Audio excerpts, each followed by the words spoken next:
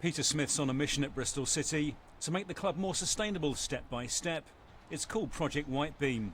So Project Whitebeam is a cross-group initiative here in Bristol between Bristol City Football Club, Bristol Bears Rugby Club, Bristol Flyers Basketball and Ashton Gate Stadium, our entire sporting group. Now, the intention is, first of all, to recognise that we have an impact on the environment, to measure that and now to mitigate it as well. So what are you doing? We're really trying to pull 5 key levers, looking at climate change, waste, water, biodiversity and air quality. So that's a group-wide initiative.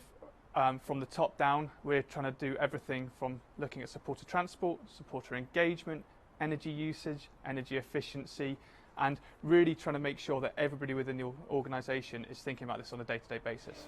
Over 21,000 fans saw the Birmingham game at Ashton Gate, a growing number coming to the stadium by bus as the club try and get their fans out of their cars to see the team another way. Fans can travel here on a bus at just £1 for a special matchday service.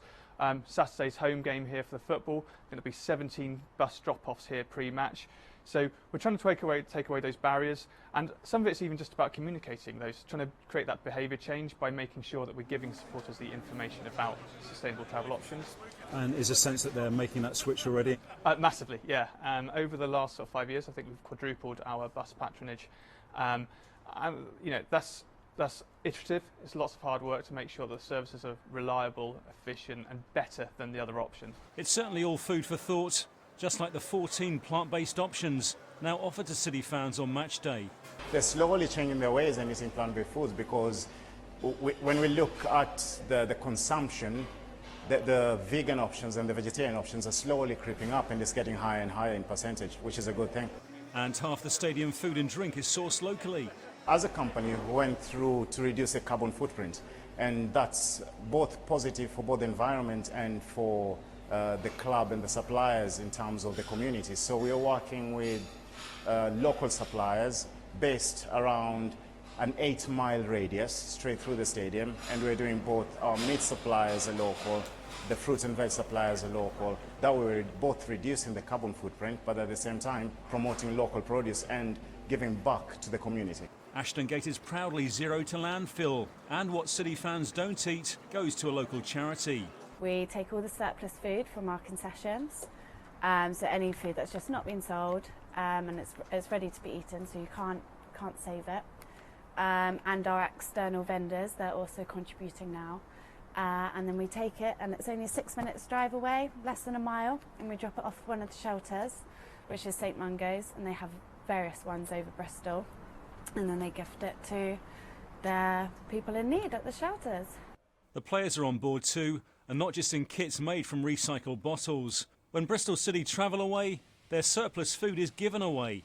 Any food that the hotel have left or any food that we haven't eaten, I think we box it up, and then, as I said, we end up taking it to food shelter. So I think it's a brilliant idea. Now all the players and the staff are all mixing in together, filling up the food banks, and then we drive it off to the homeless shelters.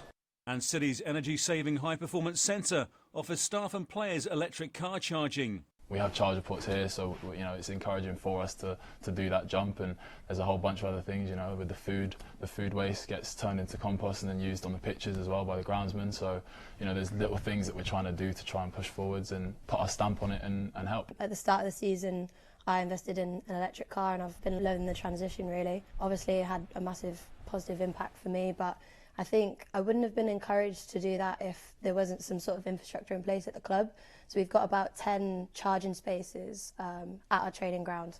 And I think if that wasn't in place, if the club hadn't taken those steps to have that here, I probably wouldn't have been able to go down that route. In terms of our footprint, so to speak, it's something that I think everybody should be aware of and play their part in it. So I think we have a responsibility of the football club, who's a big part of the community, to play a role in that. Pearson's team are trying to be sustainable on the pitch in the Championship. They're the club who are just trying to do their bit to help the planet. It'd be remiss of us to pretend that we're changing the world. What we're trying to do is look after what we can control and do better. I think that's an ethos we take with us in our everyday life with how we behave.